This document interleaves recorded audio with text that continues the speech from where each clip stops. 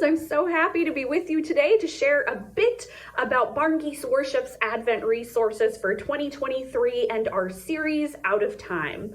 I am Emily Trubey-Weller. I'm one of the geese, and I am also the pastor of families at First United Methodist Church in South Bend, Indiana. I got to help develop children's message starters for this series, and we'll be sharing our ideas for the children's message for this whole series week by week just for you. So today's content comes from the readings for November 12th. If you're joining us for Extended Advent, that is already the first week of Advent for you. Otherwise, this comes near the end of Ordinary Time on the 24th Sunday after Pentecost. So today I'm going to share our concept for the week and our take-home activity with you. This week we're focusing on the gospel reading, which comes from Matthew chapter 25 and the parable of the so-called wise and foolish bridesmaids. And the big concept we're connecting that scriptural story to is the idea of uncertainty, what it means to kind of sit and wait in a time of uncertainty. And one uncertain issue that is definitely on the minds of many of our young people today is climate change. And kids and adults alike in your congregation probably wonder, is it too late or not? Is there anything that I can do as an individual or as a family to even make an impact? Does what I do even matter when it comes to caring for the earth?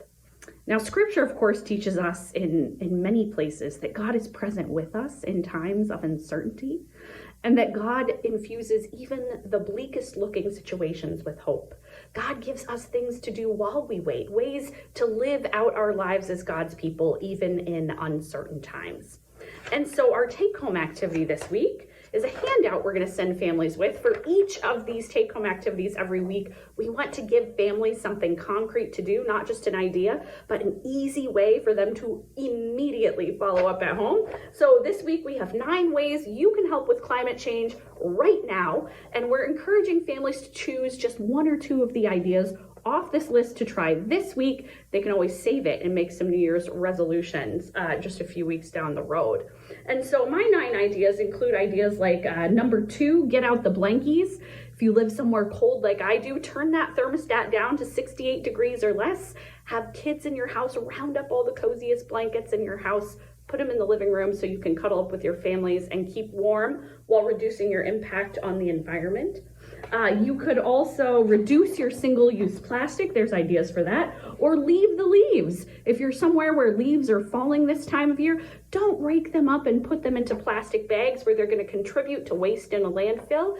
Rake them out and let them cover your lawn or your flower beds. It will be a natural fertilizer and it will sink carbon right back into the soil.